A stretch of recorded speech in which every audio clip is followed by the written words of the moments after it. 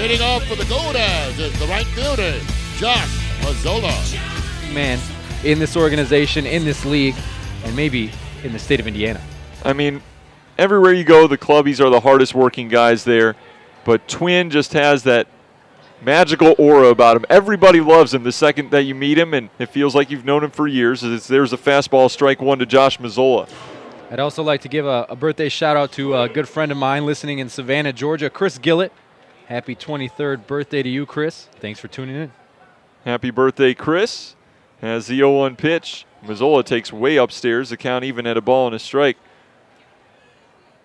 Now, a very interesting story in minor league baseball that I want to talk to you about, Slavko, and we talked about it earlier today. It's Billy Hamilton, the Reds prospect who broke Vince Coleman's all-time professional record of 145 steals in a season. He's now up to 147 steals in 180 attempts this year. The 1-1 pitch, breaking ball sweeps in for strike two. It's 1-2. He's only done it in 121 games. ESPN Sports Science needs to do some sort of mathematical breakdown of how fast he is and what his top speed is. It's unreal to watch him run. The 1-2 pitch on the way. A swing and a miss for strike three, and that is 3 consecutive strikeouts for Marshall Schuler. One down in the ninth for Luis Allen, the catcher. Winnipeg leading 7-2.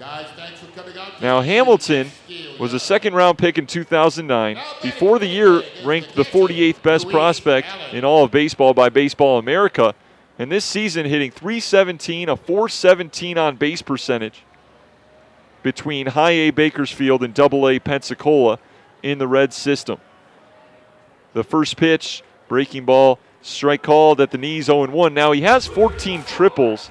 That would make even Mike Massaro envious. However, that's in 120 games. It's almost shocking that he doesn't have more triples, but now that you think about it, every time he reaches first base, it could turn into a triple. He steals second and third almost regularly when he gets on base. So the question with him is, does he have the on-base percentage to be able to stick? Obviously, he has, because if you steal 140 bags, you have to be on base 140 times, at least. Well, not theoretically. More on that. Allen awaits the 0-1 pitch. He's going to swing and sky it. Right side of the infield, moving into foul ground. Brian Kolb on the track, has a play, reaches up right next to the railing. He'll put it away. 2 down here in the ninth for Kyle Day, the left fielder. Day 2 for 3, a walk and a run scored. Now I know in the Cleveland Indians system there's a kid named Delvey Sid, which is a great baseball name, first of all. And he was always a high steals guy and put up eye-popping numbers, but the problem was he wasn't getting on base enough. That's why you probably haven't heard of him. He hasn't advanced up the system. Yeah, that's the first thing that really goes to your mind is when a guy has that kind of stolen base numbers, he's got to be on base. But at the same time, if he's stealing 2 bases each time, he doesn't have to. First pitch is a little bit low, ball 1 to Kyle Day. Theoretically, let's say 35 singles, 35 walks, he gets on first. If he steals second and third, there's 70 stolen bases right there. Or that's 140 stolen bases, 70 times on base.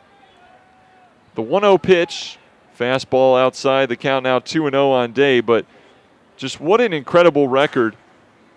And he did not do the Rickey Henderson when he stole that record-setting base and pulled the base over his head. I would. No doubt about it, I would. I'm kind of surprised he didn't, but I think he believes he has bigger fish to fry. The 2-0 pitch, a swing and a miss by Day. The count now 2-1 because he's trying to earn himself a late-season call-up in September from the Reds. In my opinion, the Reds would be absolutely foolish not to bring him on. You have nothing to lose. The rosters expand to 40 men. You bring him on. You can use him as a pinch runner whenever you want in a close game late. Who else would you rather have in all of baseball? Maybe Usain Bolt's the only guy on the planet I might rather take.